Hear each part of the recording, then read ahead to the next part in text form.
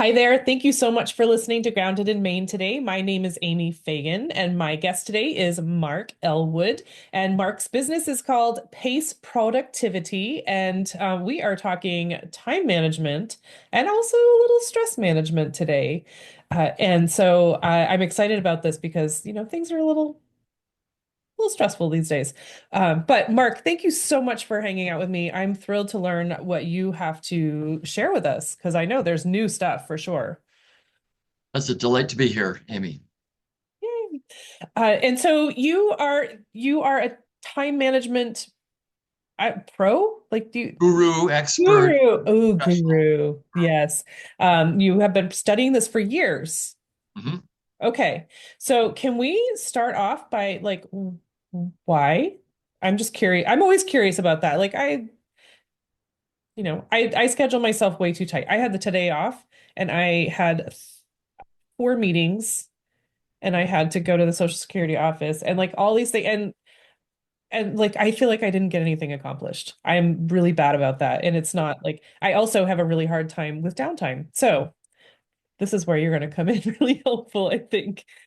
Well, So, I can tell you two stories. The first is, you talk to coaches and professionals and such, and they say, oh, I was really in a tough space and I was, divorced or, addiction problem, whatever, and I saw the light and I did a lot better, and now I'm telling the whole world about this thing. That wasn't the case with me. Although there was a time in my life where I didn't have a job. I didn't have a girlfriend or anything like that. I was sort of struggling a little bit. I was 11 years old and I was delivering newspapers. And the thing is, on the weekend, and maybe people don't know much about newspaper delivery boys except what they see in old movies. But anyway, you would show up at the depot, which was in this Mrs. Smith's basement of her apartment building, and all these bundles of newspapers would get delivered there. So myself and seven or eight other boys would stick all these papers in our bags and trundle off and deliver them to people's houses. Well, on the weekend, the newspaper came separately from a colored magazine that was published. And you had to deliver the colored magazine along with the newspaper. So you'd put one inside the other. And I watched these other boys putting one inside the other, and I thought, oh my gosh, it's taking them forever. And so I figured out how to do that really quickly. This is classic time and motion stuff. And 11 years so I old. wanted to figure out how to the fastest way. I bet I could still do it today to get those inside. Well, all right. Then I'm trundling along with all these big, heavy papers in these newspaper bags. And I thought, well, it's time to invest in technology. So I bought a wagon to help deliver those papers. Then I got into operations research. I'm 11. This is the idea of how you schedule tasks and so forth. Imagine pulling up your wagon on one side of the street, but you've got to deliver some papers to the other side of the street. So do I take two papers over with me, or do I take five, or come back, or walking back and forth and so on? So I was making these little calculations as a kid to make my time as efficient as possible. Then there's ways of sort of tossing the paper onto somebody's porch underhand without it sort of splaying all over the place. But you can also fold it up and throw it from a farther distance. Well, how much time do you spend folding the paper and Mhm. how many steps is that going to save? So another interesting sort of productivity calculation there.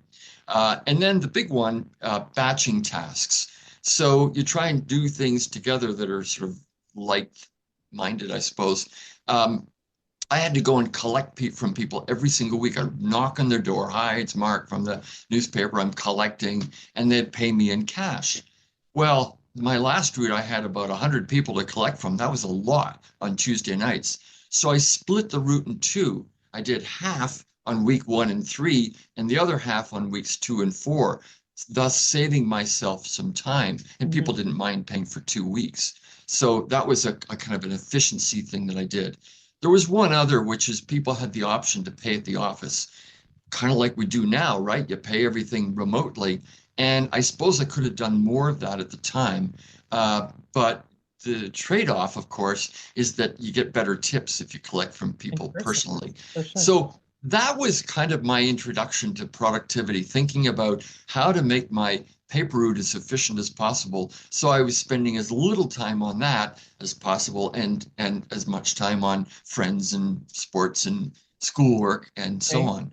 So And that's can kind I of how I ask, got my grounding. yeah, can I ask also, like, what was your motivation for this? Because I'm imagining, so I know that the weekend newspapers are at least double the weight. But I also know that kids like to do fun things on the weekends. Yeah, I had always I wanted to have a paper route. I had a really tiny one at first, and when I first moved to the city, and then I got a bigger one. And I don't know, I just liked the idea of being an entrepreneur, I guess, and earning money that I could control. So that was important to me, having control over my time and having control over my income. And it paid off. I mean, I bought a house when I was 26, not just from the newspaper savings, but Right. all that kind of added up over time. So I guess I was always sort of thinking about productivity. Just some people have it and some don't, and that's fine. But you can teach these things if you give people systems and techniques. I could have used you when I was 11, man. Well, my second story, if I might. So when I was an adult, we were all at work at a big corporation, and meetings were always late getting started. This company, it seemed like it was part of the culture, starting late. And well, here's me, Mr. On time guy. I found it very frustrating. Sure. So I looked around the room one time while we were waiting for someone to arrive, and I said, if you add up your salary and his and hers and mine, and how much time we spend waiting, boy, that would add up a lot. Or, maybe you could keep track of that, or, well, you could keep track of different things. And so there was a kind of an aha moment that went off in my brain to invent a small electronic device, kind of like a chess clock. Chess clocks, the time works down to zero, and there's only two of them. But I thought, well, what if you had a large number of clocks and only one could be on at a time, and the time would add up? So you'd add up how you spent your time, a series of stopwatches. And so I invented an electronic device. This is a newer version of it. It's called the TimeCorder. And so I got 400 of these. And basically, you turn it on, and every time you begin a new activity, you just press one single button and it tracks how you spend your time. Then you start a new activity and you track it again. So originally I was going to sell those products. It was the world's most popular product that everybody thought someone else should buy.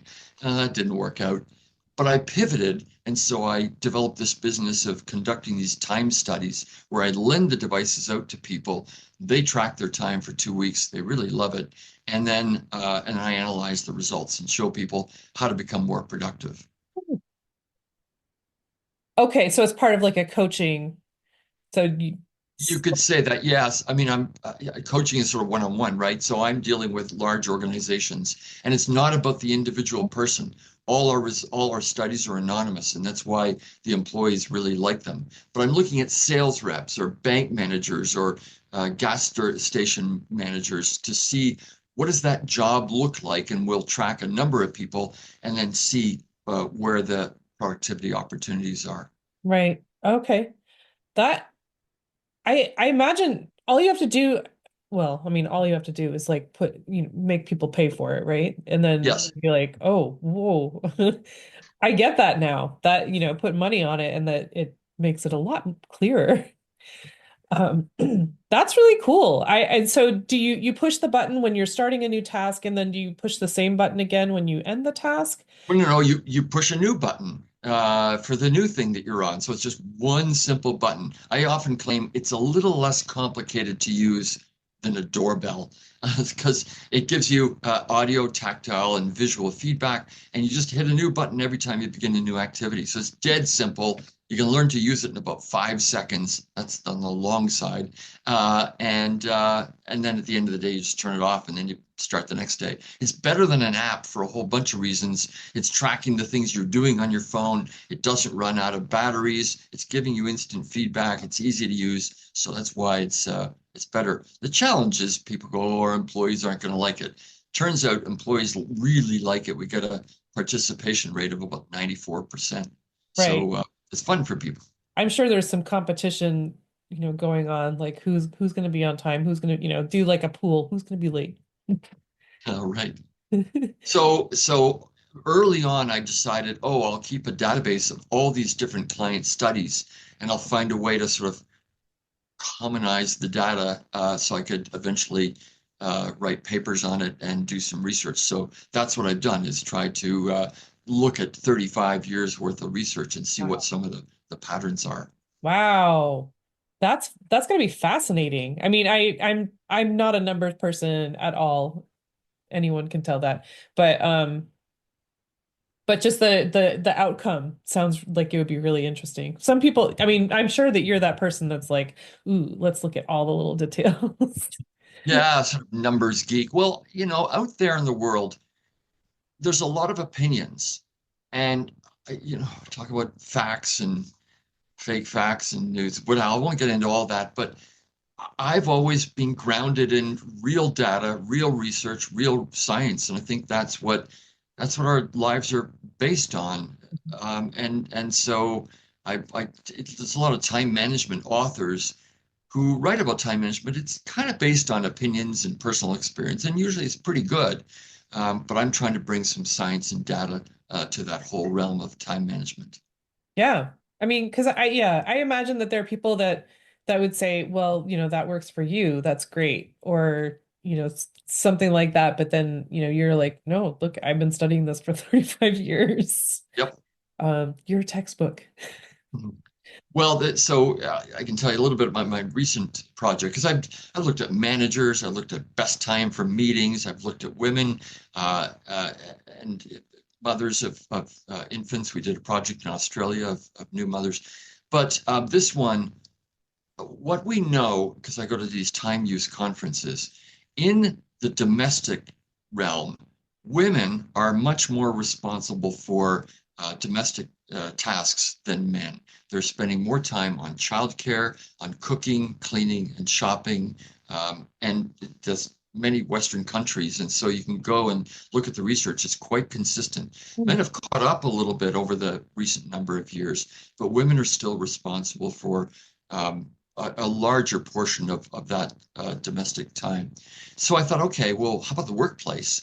And my colleagues who do these time use studies, they just kind of look at work as one big number of 8 hours per day. And I thought, well, I've got a lot of granular data on that. So what could I find out? So I took my database and I split it in two. So someone who was named Susan or Mary, they went into that database, and someone who was named Jim or Harold, they went into that one. So I created two different databases to look at it to compare men versus women. Hmm. And basically, I concluded that women are better at managing their time than men based on four distinct criteria. Can So I you say could, that a little bit louder for the people in the back here, Mark? yeah, so I found out that women are better at managing their time than men based on four criteria or four findings. Awesome. So for instance, the first of those was or is women actually spend fewer hours at work than men. Now, these are knowledge workers. These aren't hourly paid people in restaurants or manufacturing or whatever. But it's knowledge workers. People who are doing sales reps and service reps and managers and so on. They work in offices. Hmm. I've got others in my database too, but that's the majority of them are doing sort of knowledge work. And so typically, the average amount of time spent per week is about 46 hours per week for knowledge workers. Now, that includes some personal time of about 3 hours per week because you're at work and you got to go for lunch or whatever. So whether it's in an office place or whether it's at home, people are spending some time on personal time. So the average is about 46 hours. But get this, men are at 48 hours, women are only at 45 hours. So there's a 3 hour difference between them. And the jobs are very similar. They're all doing these knowledge work type jobs. And so you wonder, why is that? Well, guess what? Guess who's got to go home and pick up children from daycare and cook meals and so on. So So there's women are motivation to finding be more ways, they're efficient. finding ways to work fewer hours so they can do those domestic tasks where they're uh, spending more time. Hmm. Interesting. That's really cool. I mean, it's sure nice to hear. Well, the second finding is probably the most profound. If you read time management books, they'll say, spend your time on your top priority activities. Well, all right, what are those? And um, there's something called the Eisenhower matrix. So it wasn't invented by President Eisenhower. He actually quoted a university dean, but it was sort of popularized by him. And then Stephen Covey came along and talked about this urgent, important matrix. So some things are urgent and not important, or not important and urgent, and so on. You get this little 2 by 2 matrix. And the idea is you should be spending your time on things that are important but not urgent. And so all time management books talk about that, but they don't define it. And I thought, well, okay, I've got data, I can define it. So it turns out when I begin my TimeCorder studies, I ask people, what activities are the most important that you need to be doing in your job? And I thought, oh, I've got that. So, because I've been asking them for years. And the idea is to sort of see if, what does a sales rep say? Do they think their job is about servicing clients or processing orders? Well, for sales reps, the number one thing is prospecting and getting new business. Okay, so I went through 13 different job types and looked at what they were telling us they were supposed to be doing, and then compared that to where they were spending their time. Turns out, for those top priority activities, it's only 20%. Well, the rest is travel and meetings and customer service and various things. But people are spending 20% on their top priority activities. Men are at 18%, women are at 22%. So women are spending a greater percentage of their time and working fewer hours on their top priority activities. Now, if you can get up to 30%, that's where you want to be. The average is about 20, with women a little bit more. So they're better at managing their time than men because they're spending more time on their top priority activities. Okay. That's really interesting. I definitely when you were talking about those numbers, I was like, I feel like I don't well, and I'm in my head, I was thinking the top priority would be something that you're like really passionate about or something like that. But I think I might be misunderstanding because I'm like, I feel like I have zero time for that. But it's knowing the most, like the kids have to get up, the kids have to get to school, the meal needs to be made and stuff like that. And those are the priorities, or you're Well, talking about at work. those are priorities at home. You're talking about at So work. we're talking about work. And so Okay. your job definition, your job description says what you're supposed to be doing. You're a Right. salesperson. You're meant to be selling. So it's interesting you said the word passion. Because indeed, what are we passionate about outside of work? Well, hopefully you're passionate about your calling, about what you do, whether you're an independent person or an entrepreneur or an employee, or you're running an organization. You hope that there's some passion there. And indeed, we should be spending our time on what we're passionate about. And outside of work, I mean, hopefully you're passionate about your family and your children and your spouse and so on, but you're also passionate about your hobbies, about maybe volunteering. Some people are passionate about their spiritual life. So you need to be spending your time on those for sure. And if you're getting taken away from those, you got to define what is your passion and spend your time on those things. Hmm. Okay. And so then you're saying that at work, uh, m men tend to not To do. spend Okay, so they said, here's what I'm supposed to be doing. Here's what's most important in my job. And the average is 20% of their time spent on those kinds of activities. Mhm. There's also administration and lunch and per travel time and meetings and so on. But it's the main stuff you're supposed to be doing. The What are average is those things? 20%. Women are a little higher at 22, men are a little lower at 18%. Wow. Gosh. And how long did you study this? Well, I got 35 years of data from thousands of people and 500,000 hours of real-time data that people collected on the devices. That's So crazy. And these numbers, are these like area specific or is this worldwide? kind of worldwide. It's largely North America. I've done time studies in about 43 different countries, but I would say about 80% of that is in North America.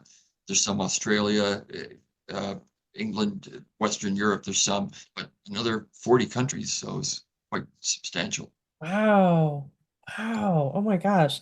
That's really interesting. Um, and so interesting that it's just, Another finding that people might find fascinating. How long does it take you to do stuff? So, you just spent 20 minutes on the phone with a customer dealing with a customer service problem, or you went to a meeting that was 45 minutes long, or whatever. So we can look at durations of activities. How long do they take? And the average in my studies, based on my methodology, is about 18 minutes.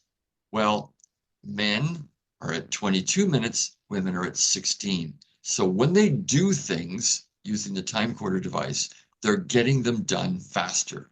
Their phone calls are faster, their meetings are shorter, their travel trips are shorter. I mean, there are a whole bunch of things. So women are just getting stuff done faster than men on average. cool.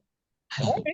I mean that's really interesting. I mean it's and we kind of I'm not going to say joke about it or say that, say that women are more organized than men and stuff like that, but it's just like you were saying, like opinion Well, or, well, you can, and I'm trying to add yeah. some new wisdom to this world of time management because nobody's done it before. Now, you could say, well, why is that, right? So, briefly, there's a couple of reasons. One, well, we talked about women spending more time in domestic activities. So it's possible that that some of the skills that they've developed there or learned there are transferable to the workplace. So there's that. Um, and that they need to be more efficient because they've got to get home and take care of kids and so on. Hmm. Um, there's another idea that, and I didn't want to touch this one too closely, that maybe there's some brain differences if women are better at some types of cognitive skills and men are better at sort of visual things and so on. And so it's possible that this idea of organizing and such is more rooted in the female brain than the male brain.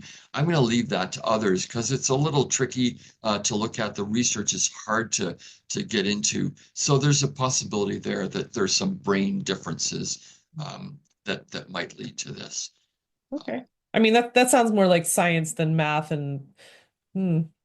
Yeah, well, Yeah. people have tried to look at it, but it's hard, right? How do you measure brain, how do you put people through a test and so on? So I looked at that. But anyway, the reality is women are on these measures that I've looked at, they're managing their time better than men. Okay. Fascinating. And so this is all right, we're talking time management and now so this came from 11 years old. Like you've been doing this since you were 11.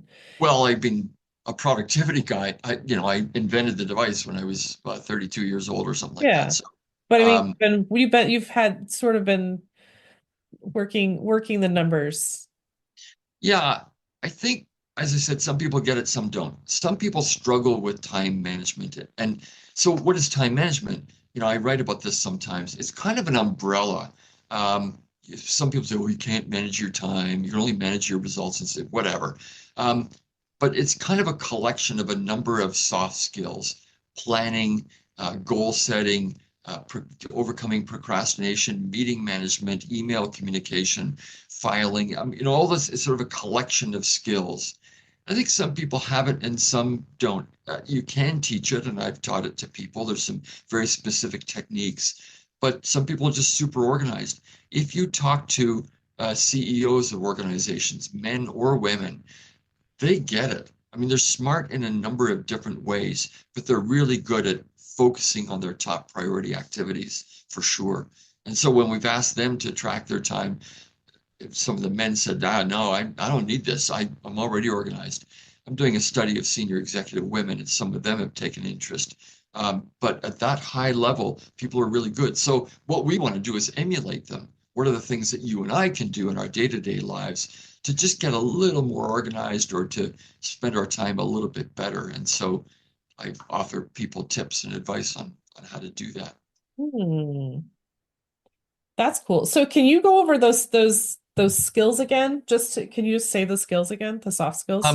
So it's an umbrella, right? Time management. So goal setting, daily planning, managing meetings, dealing with communication and email, overcoming procrastination, filing and keeping, Right. track of all the data you've got and so on. Those are some of the big ones in the realm of time management. Overcoming procrastination. We I, all procrastinate, right? right? And so why do we procrastinate? Well, because things are far off in the distant future and, we've got lots of time and maybe they're not that important. But when something is important and urgent, to use Stephen Covey's term, then we get to do that stuff. Ah, my test is tomorrow. I better study tonight.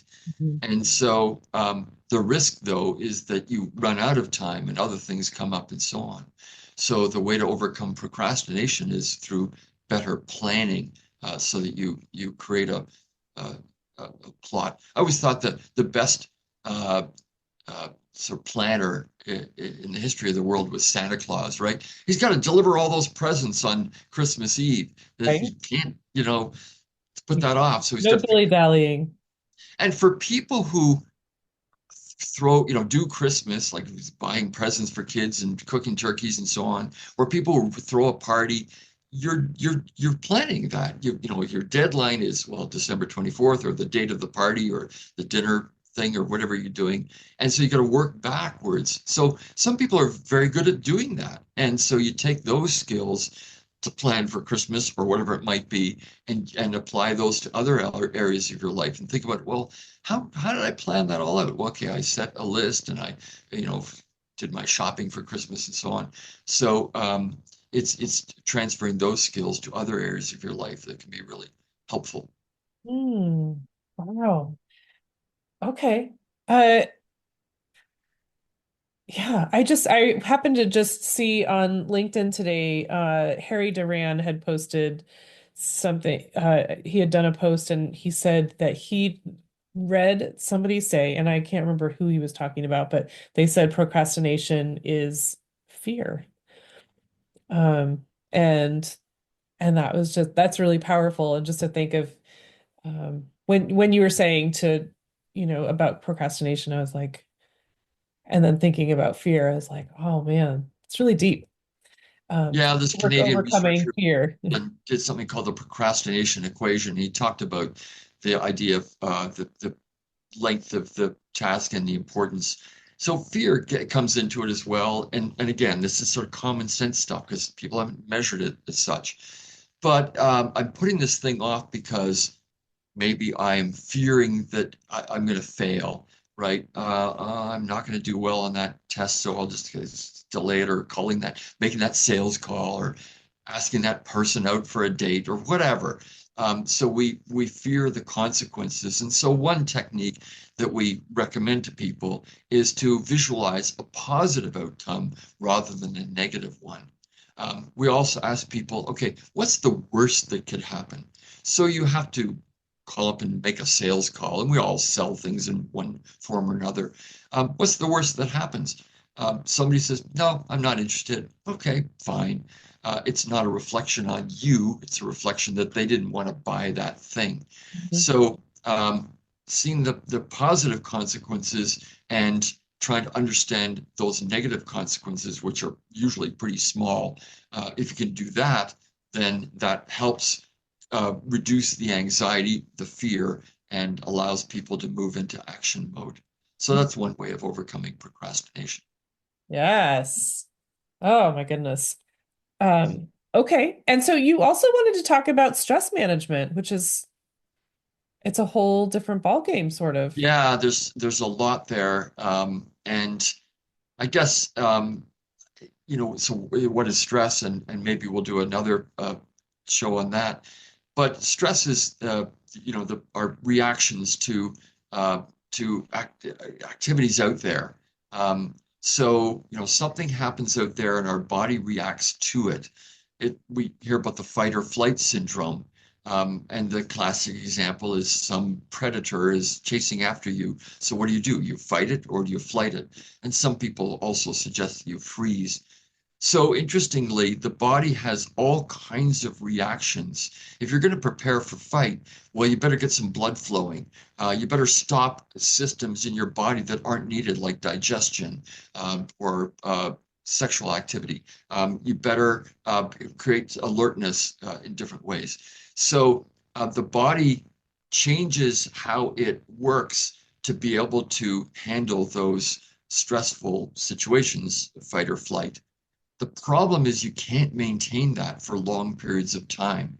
And so if you're constantly, heart beating really fast and breathing deeply and so on, that's not good over the long haul. It's good for short stretches of time. And so when people are constantly stressed, that's going to break things down. And what happens is that it's not directly connected. So if you are doing a sport and you fall and twist an ankle, it hurts. And you relate, okay, I fell, ankle twist, hurt. You relate one to the other.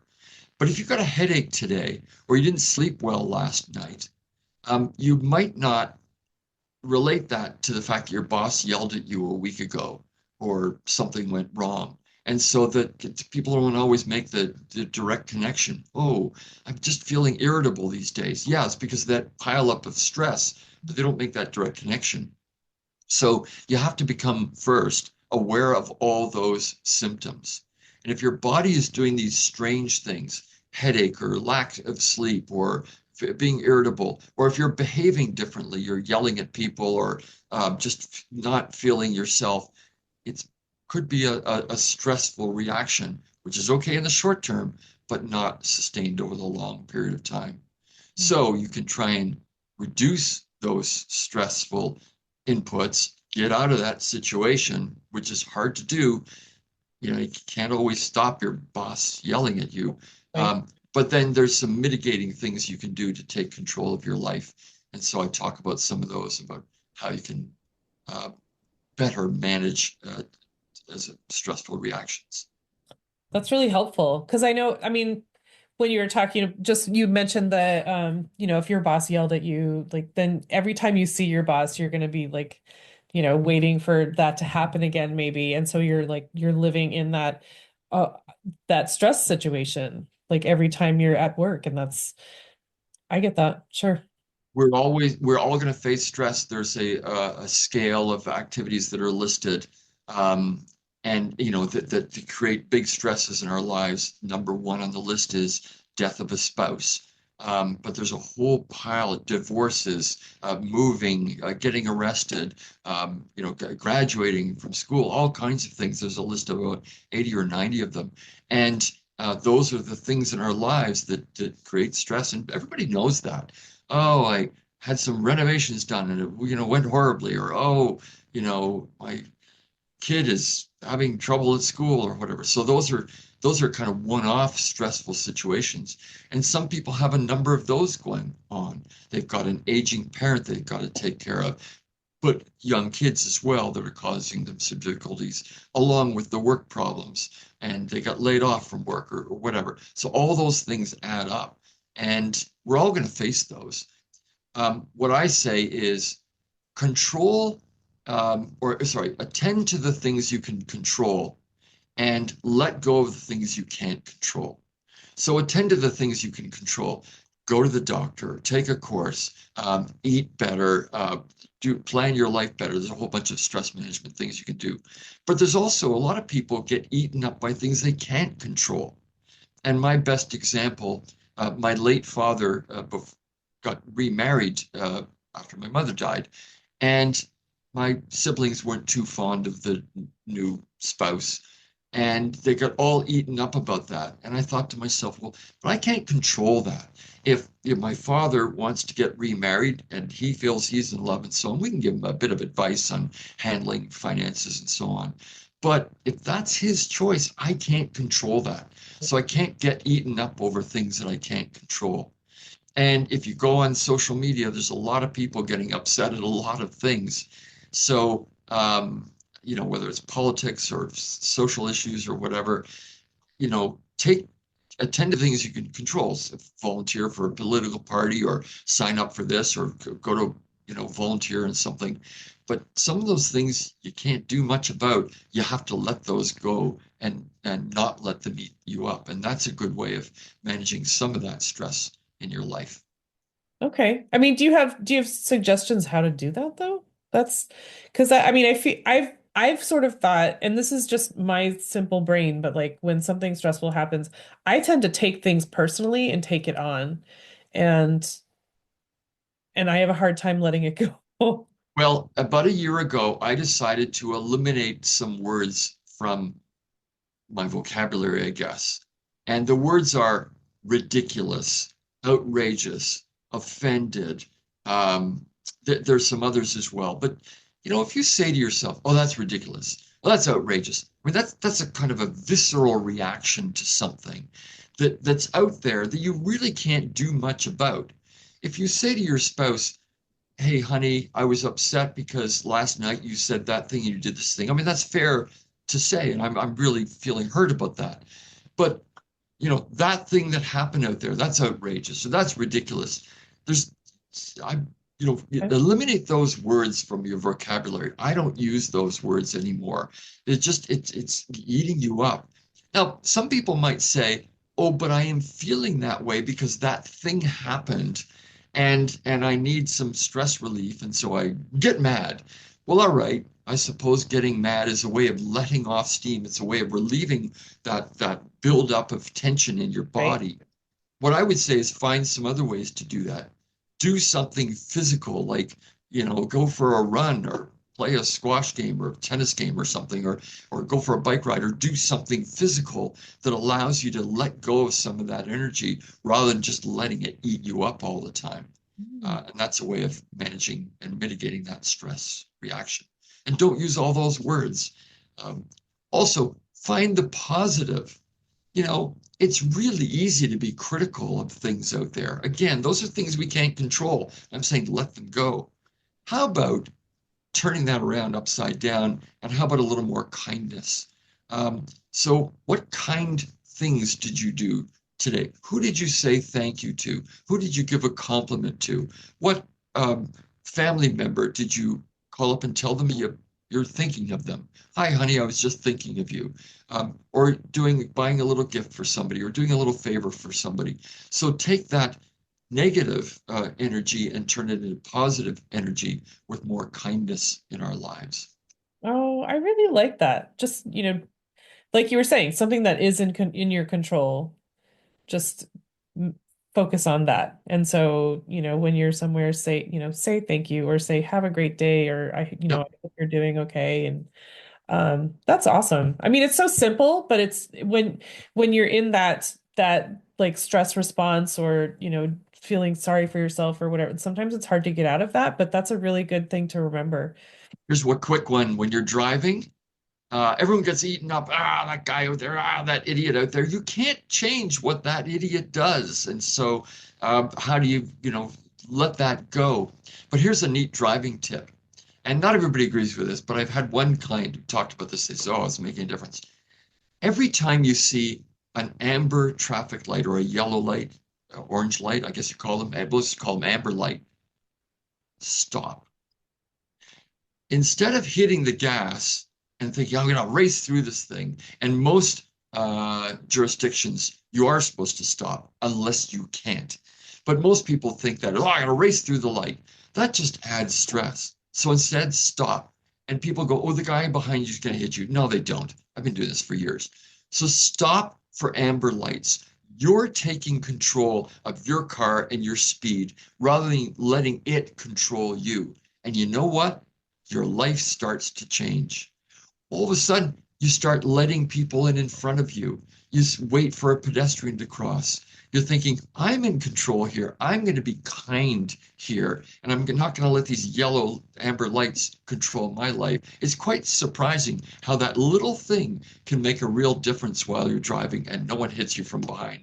So next time you're out driving, stop for amber lights. And if you don't, say, oh, I should have stopped for that one. You can tell yourself, and the next time you will. And keep doing that, your life starts to change and you become a more calm person.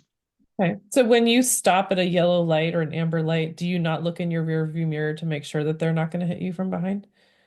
Um, You just trust. it ain't happened to me in 15 years, so no. People are hopefully keeping a good distance, and you're not jamming on the brakes. And if you really have to go through the one, maybe one out of 15, I'll go through because it's too late to stop. But 14 out of 15, I am stopping, and because I'm not going too fast to begin with. So if you're not going too fast, no one's going to hit you from behind. You're stopping gently. You're not jamming on the brakes. Yeah. So that's I'm just being an antagonist. oh, give Because it a I try. do. I totally do. I watch in the rear view mirror anytime I stop. Yep. My goodness. So this is fascinating, and I'm so thrilled to be able to share this, Mark. Is there a specific message that you wanted to leave everyone with? Like something that, just a thought to. Well, one of your themes is sustainability. We need to sustain our lives. I don't want people to die young. And so think about how you're sustaining your life. And I guess the theme of what I talk about is take control of your time rather than letting it control you.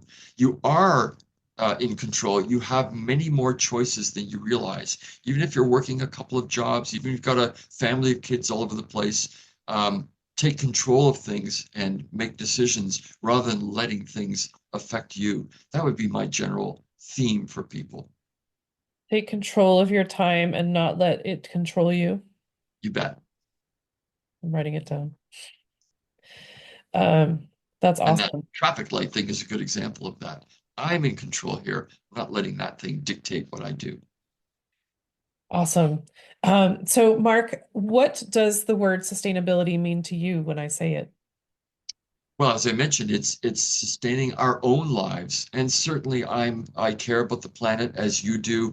I run walking tours in one of our parks here. I drive an electric car, so I think we can all do small things to take care of the planet. It's not about someone else. It starts right here at home. So follow all the advice that you talk about in your podcast, but also sustaining our own lives. I want to live to 111. And by being healthy, by living good, productive lives, I think we can all do that and find more joy today rather than some distant, far off time. Hmm. Find the joy in your life today. That's how you sustain your own happiness. That's really powerful. I love that. And it's something that you hear, you read, but just to hear it, sometimes when you hear the words come out, it just means so much more. But find that joy today to enjoy. It's not coming up in a month from now. Every day has some element of happiness. It's a smile. It's a nice favor you do for somebody. It's a family member. Like it's all there. We just need to celebrate it and amplify it and let all that other stuff go that you can't control. And I'm curious about your walking tours. What are you showing like the plants or the Yep, yes, it's here in Toronto. There's a large park called High Park, and every second Sunday we do walking tours. So we do plants and animals and the water systems, birds. I do one on architecture and trails in the park. So I run those, and that's a really great way to connect people and connect with them with nature at the same time. Yeah, that's fascinating. Oh my gosh. I love that. And so, Mark, if somebody is listening to this and they're thinking, oh gosh, I need to learn more. Like I want to hear more of what Mark has to say. Like, how can someone find you and like follow and get more of that? The easiest way. I don't have tens of dozens of different websites and so on. Just one website called getmoredone.com. And there's a contact page. You can contact me through that, Mark at getmoredone.com. But getmoredone.com. It's full of, and there's lots of articles there and research and full of interesting information and tips. So people can contact me through that. Getmoredone.com. I love it. You get that totally. Yeah, my brand. Yeah. Good one. Mark Ellwood, thank you so much. I'm so glad that we connected. I'm so glad that you have this wonderful message to share of just like taking doing what we can in the moment and doing what we can control. Just focus on that. Beautiful. That's what it's all about, Amy. Thank you for allowing me to share some ideas today, and I hope those are of interest to your audience. Absolutely. I'm very sure of that. Thank Great. you.